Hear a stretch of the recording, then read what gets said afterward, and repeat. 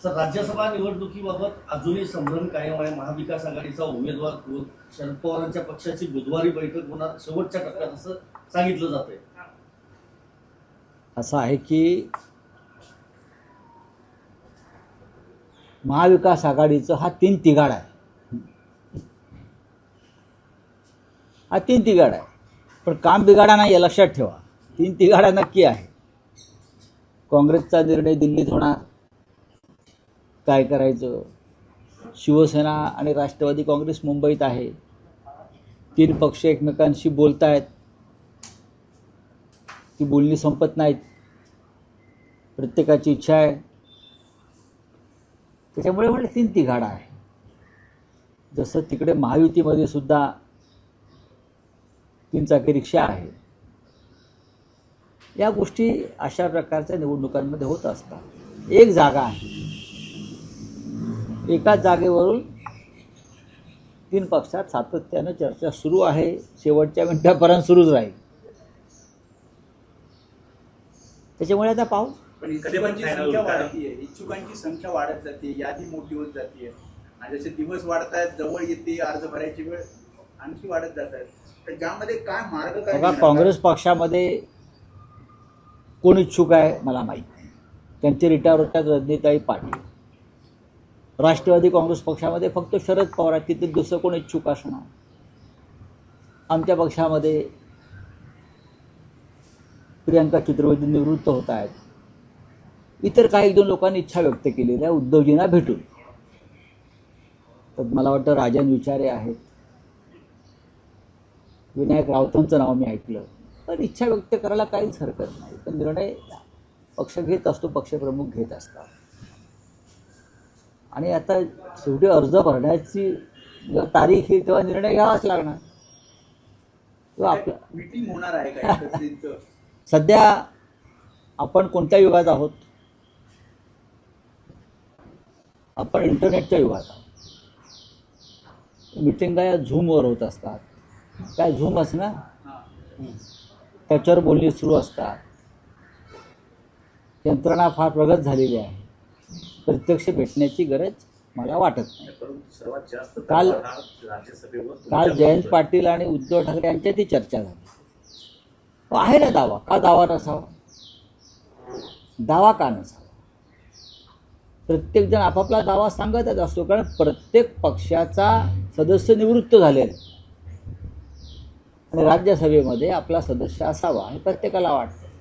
शिवसेनेला जास्त वाटतं. याचं कारण असं आहे, शिवसेना हा सुद्धा एक प्रादेशिक पक्ष आणि किमान आमचे 2 प्रतिनिधी हे असावेत राज्यसभेत, ही पक्षप्रमुखांची भूमिका आहे. पण राहुल गांधी आणि उद्धव ठाकरे यांच्यामध्ये काही चर्चा हो, झाली आहे. तुम्ही शरद पवारांना भेटला, त्यांच्यासोबत काही सगळ्यांशी एकमेकांशी चर्चा सुरू आहे. 3 पक्षांच्या प्रमुख नेत्यांशी एकमेकात चर्चा सुरू आहे आणि ती सुरू असायलाच पाहिजे. पण पवारसाहेब उमेदवार असले तर शिवसेनेची भूमिका काय असेल? निर्णय तर होऊ द्या. तर तुम्हीच सांगितलं होतं की शरद पवार हे इच्छुक आहेत. 100% इच्छुक आहे. ते इच्छुक आहेत हे खरं आहे. पण महाविकास आघाडी म्हणून निर्णय घेतला जाईल. म्हणूनच जयंतराव पाटील हे उद्धव ठाकरेंशी बोलत आहेत, उद्धव ठाकरे काँग्रेसच्या नेत्यांशी बोलत आहेत. जो निर्णय होईल तो एकमतानेच होईल. काँग्रेसला असं वाटतंय, काँग्रेसला त्यांचं राज्यसभेतलं विरोधी पक्षनेतेपद टिकवायचं आहे. त्यांना 2 खासदारांची गरज आहे. अशा वेळेस महाराष्ट्रातून खासदार जावा एक, कारण म्हटलं असं जातंय की शरद पवार जर त्यांना राज्यसभेवर पाठवलं आणि भविष्यात त्यांनी एनडीए सोबत जाण्याचा निर्णय घेतला तर कदाचित राज्यसभेतलं काँग्रेसचं विरोधी पक्षनेतेपद धोक्यात येऊ शकतं. नाही, मी तुम्हाला एक सांगतो, हे मनाचे श्लोक आहेत. शरद पवार कधी एनडीए बरोबर जाणार नाही. मला जे काय राजकारण कळतं इतक्या वर्षाचं, आणि मी जे काय इतके वर्ष माननीय शरद पवार साहेबांना ओळखतो, तेव्हा मी हे सांगू शकतो की स्वतः शरद पवार हे जॉर्ज फर्नांडिस यांच्याप्रमाणे एनडीए बरोबर जाणार नाही. हे मी खात्रीने सांगेन तुम्हाला. आणि दुसरा मुद्दा जो तुमचा काय आहे? राज्यसभेतलं विरोधी पक्षनेते नाही विरोधी बरोबर खासदारांची गरज आहे. आहे. बघा, काँग्रेसला विरोधी पक्षनेतेपदाची चिंता आहे आणि शिवसेनेला राज्यसभेमध्ये आपलं संख्याबळ जे 2 आहे ते टिकवण्याची चिंता आहे. काँग्रेसला राज्यसभेत विरोधी पक्षनेतेपद टिकवायची चिंता आहे आणि आम्हाला म्हणजे शिवसेना पक्षप्रमुख आणि शिवसेनेला राज्यसभेमध्ये शिवसेनेचा आवाज कायम राहावा ही चिंता आहे. प्रत्येकाची वेगळी चिंता आहे आणि ती या एका जागेभोवती गुंतलेली आहे. नाही, पण काँग्रेसकडून जी 2 नावं प्रामुख्याने समोर येत आहेत त्यात पृथ्वीराज चव्हाण आणि बाळासाहेब थोरात ही त्यांची नावं आहेत आणि त्यांचं असं म्हणणं आहे की आमच्या पक्षाचा जर प्रतिनिधी गेला तर आमचं हे राज्यसभेतलं विरोधी नाही पण आता ह्याच्यावरती मी इथे तुम्हाला उत्तर नाही देऊ शकणार ना. चर्चा सुरू आहेत आणि निर्णय एकमतानेच होणार. निर्णय तर घ्यावाच लागेल. 3 उमेदवार उभे राहू शकत नाहीत, तेवढी कोणाची ताकद नाही. पण या 3 पक्षामध्ये सर्वात मोठा पक्ष हा शिवसेना आहे. त्याच्यामुळे शिवसेनेची जी भूमिका आहे ती महत्वाची आहे. नाही, पण यामध्ये एक म्हटलं जातं आहे की उद्धव ठाकरे आणि शरद पवार यांच्यात 1-on-1 चर्चा होणं अपेक्षित आहे. पण जर उद्धव ठाकरे शरद पवारांना भेटले तर एक मेसेज असा जाईल, काँग्रेसची भीती आहे का की काँग्रेसला एक मेसेज असा जाईल की उद्धव ठाकरे हे शरद पवारांना समर्थन करतायत? त्याच्यावरती मी आता बोलणार नाही. असं कोणाला भेटल्यामुळे समर्थन होत नाही. फक्त कोणी, आता मीही भेटलो, नाही ते तुम्ही हॉस्पिटलमध्ये जाऊन शरद आजारी आहे. पवारांच्या प्रकृतीची विचारपूस केली, पण उद्धव ठाकरे यासाठी टाळतायत की जर त्यांना भेटलं तर कदाचित मेसेज असा जाईल की ते राज्यसभेला शरद पवारांना पाठिंबा देतात. त्याच्याविषयी माझ्याकडे माहिती नाही. गणेश नाईकांच्यावर श्रीकांत शिंदेनी टीका केली. मला त्याच्यावरती बोलायचं नाही. त्या दोघांमध्ये जी कुस्ती सुरू आहे, बरं का, झटापट, ती महाराष्ट्राच्या हिताच्या एवढंच मी सांगतो. रावसाहेब रोहित पवारांनी आता एक व्हिडिओ ट्विट नाही, केला. रावसाहेब- रोहित पवारांनी एक व्हिडिओ ट्विट केलाय 2 मिनिटापूर्वीच की बीएसआर कंपनीचे मालक स्वतः चक्क झोपलेले आहेत, विमान चालू मालकाचा मुलगा झोपलेला आहे. जय पवारांनी इंस्टावर टाकला आणि होता. अटक करण्याची मागणी केली. मागणी केली. रोहित पवारांच्या नंतर पहिल्यांदाच जय पवारांनी आता ही मागणी केलेली आहे त्यांच्या. उत्तम. लोकांची जी भूमिका होती की रोहित पवारच एकटे ही लढाई करतायत आणि स्वतः अजित पवारांचे पत्नी जे उपमुख्यमंत्री आहेत, त्यांची मुलं आहेत, त्यांनी याच्यात सहभागी व्हायला पाहिजे. जर जय पवारांनी अशा प्रकारची माहिती समोर आणली असेल तर नक्कीच त्या विमान कंपनीवर, जे रोहित पवारांची मागणी VSR कंपनीवर आणि DGCA FIR दाखल व्हायला हवी. चलिए, रावसाहेब, एक महत्वाचा प्रश्न आहे की सध्या जग हे 3ऱ्या महायुद्धाच्या उंबरठ्यावर आहे. अमेरिका आणि इस्रायल विरुद्ध इराण जो संघर्ष सुरू आहे, भारतातल्या विरोधी पक्षाची नेमकी काय भूमिका आहे? कारण पंतप्रधान हे इस्रायल आणि अमेरिकेच्या पाठीशी असलं तर स्पष्ट दिसतंय. फोन झालेला आहे हा. मोदींचा. विरोधी पक्षाला काय वाटतं की या क्षणी भारतानं काय स्टँड घ्यावं? या क्षणी भारतानं सगळ्यात आधी प्रधानमंत्री मोदींनी इराणचे सुप्रीम लीडर खमेनाई यांच्या हत्येबद्दल शोक व्यक्त केला पाहिजे. ते लोकांतून निवडून आलेल्या एका राष्ट्राभिमुख सरकारचे सुप्रीम लीडर आहेत. युद्धामध्ये ज्या पद्धतीनं त्यांची हत्या झाली, अमेरिका आणि इस्रायल, इराण हा भारताचा सगळ्यात जुना परंपरागत मित्र आहे. भारताच्या अत्यंत संकट काळामध्ये इराणनं भारताला मदत केलेली आहे. काश्मीरच्या प्रश्नापासून ते अन्य सगळ्या प्रश्नापर्यंत इराण भारताच्या पाठीशी ठामपणे उभा राहिलेला आहे.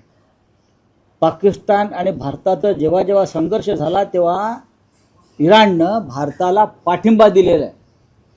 लक्षात घ्या, इराण हा देश असा आहे ज्यांनी भारताला सगळ्यात स्वस्त तेल दिलेलं आहे याआधी. अशा वेळेला भारताचं हे कर्तव्य आहे, भारत सरकारचं, की त्या देशाचा सर्वोच्च नेता, सुप्रीम लीडर ज्याला म्हणतात ते, त्याचं निधन झालेलं आहे. तुम्ही शोक व्यक्त करायला घाबरताय काय? ट्रम्पची आणि नेतन्याहूची परवानगी तुम्हाला लागते? घाबरताय का काय की तुम्हालाही उचललं जाईल व्हेनेझुएलाच्या राष्ट्रपतीप्रमाणे? काय धमकावलं आहे तुम्हाला का शोक व्यक्त करू नका म्हणून? तुम्ही भारताच्या मित्रांच्या मृत्यूत त्यांच्या शोकात सहभागी होत नसाल तर मला असं वाटतं ही चिंतेची गोष्ट आहे. रावसाहेब, जे अनेकदा आपली भूमिका व्यक्त करतात त्यांना नोबेल पारितोषिक हवं होतं, कारण त्यांचा असा दावा आहे की त्यांनी जागतिक स्तरावरची अनेक युद्ध थांबवली. मग आता इराणमध्ये युद्ध थांबवलं की त्यांनी हत्या केल्या? त्यांनी जो हल्ला केलेला आहे त्यांच्या देशानं, त्यांच्या आदेशानं जो हल्ला झालेला आहे, तर तुम्ही त्याकडे कसं पाहता? सैतानी कृत्य आहे. एका मुलींच्या शाळेवरती हल्ला केला जातो बॉम्बचा, आणि 100वर कोवळ्या मुली तिथे ठार केल्या जातात. याचा निषेध जगानं केला पाहिजे, याचा निषेध मोदींनी केला पाहिजे, याचा निषेध देशाच्या हिंदुस्थानच्या राष्ट्रपतींनी केला पाहिजे. लक्षात घ्या मी काय म्हणतोय ते. हे मुकबधीर होऊन का बसलेले आहेत? शाळेवरती हल्ला होतो आणि 100पेक्षा जास्त कोवळ्या मुलींची हत्या केली जाते इस्रायलकडून. अशा सैतानी वृत्तीच्या राज्यकर्त्याला मोदी जाऊन तिकडे मिठी मारतात आणि त्यांचं पदक गळ्यामध्ये लटकवून भारतामध्ये येतात आणि गप्प बसतात. ह्याच्या मागे काहीतरी रहस्य आहे. पण रावसाहेब, ट्रम्प आणि किसका भारत का स्टैंड क्या होना चाहिए? अगर प्रेसिडेंट ट्रंप भारत और पाकिस्तान का युद्ध रुकवा सकते हैं तो मोदी इतने बड़े नेता, विश्वगुरु है, वो ईरान और इजराइल का युद्ध रुकवाना चाहिए. मोदी जी ने, इतने बड़े नेता है मोदी जी, विश्वगुरु है, वर्ल्ड लीडर है. ऐसा नेता अब तक ना पैदा हुआ ना पैदा होगा इतिहास में. तो मोदी जी ने आगे आकर अपने दोस्तों को कहना चाहिए, भाई अब बहुत हो गया, युद्ध रुकवाइए. तो शौक भी नहीं किया इस बार में. ये बहुत ही गंभीर बात है. ईरान के सुप्रीम लीडर आयतुल्ला खामेनाई एक ऐसी शख्सियत थी जिसको पूरा विश्व मानता था, इजराइल छोड़कर. भारत का सच्चा मित्र रहा खामेनाई साहब. परंपरागत मित्रता रही हमारी. भारत के संकट के घड़ी में हमेशा खामेनेई साहब ने हमें समर्थन दिया, हमें मदद की है. चाहे भारत पाक युद्ध हो, चाहे कश्मीर का मुद्दा हो, हमेशा ईरान भारत के साथ खड़ा रहा. और खामेनेई साहब जवाहरलाल नेहरू के बहुत बड़े भक्त भी रहे हैं. क्या उसका गुस्सा है क्या मोदी जी को? पण त्यांच्या हत्येनंतर श्रीनगरमध्ये जी निदर्शनं झाली ती तो- बांगलादेशच्या विरोधात का झाली नाही? अशी माझ्या विचार तो मैं ये कहूँगा कि ऐसे नेता की जब हत्या होती है तो भारत की तरफ से शोक प्रदर्शन करना चाहिए, दुख प्रकट करना चाहिए. हिंदुस्तान के राष्ट्रपति ने और भारत के प्रधानमंत्री ने करना चाहिए. आप किससे डर रहे हो? आप इजराइल से डर रहे हो या आप प्रेसिडेंट ट्रंप से डर रहे हो? शोक प्रकट करने में आपको क्या डर लगता है? इतना बड़ा नेता जिसकी हत्या हो गई है. नेल्सन मंडेला जिसको मानता था, नेल्सन मंडेला जब ईरान में गए थे तब नेल्सन मंडेला ने कहा था कि खोमेनी साहब मेरे नेता है. तो नेल्सन मंडेला का टेररिस्ट बन गए. क्या समझते लोग अपने आप? नाही, पण त्यात आता सगळ्या जगाला या युद्धाचे परिणाम भोगावे लागले आहेत. कच्च्या तेलाचे दर वाढलेले आहेत, सोने चांदी या दरांमध्ये वाढ झालेली आहे, आणि आता हे जे संकट आहे ते आणखी गडद होईल असं म्हटलं जाते. नक्कीच होईल गडद. इस्रायल आणि अमेरिका सोडून संपूर्ण जगाला याची किंमत मोजावी लागली, आणि खास करून हिंदुस्थानला. मोदींच्या गळ्यात झटकलेल्या मेडलमुळे देशातली महागाई कमी होणार नाही. थँक्यू.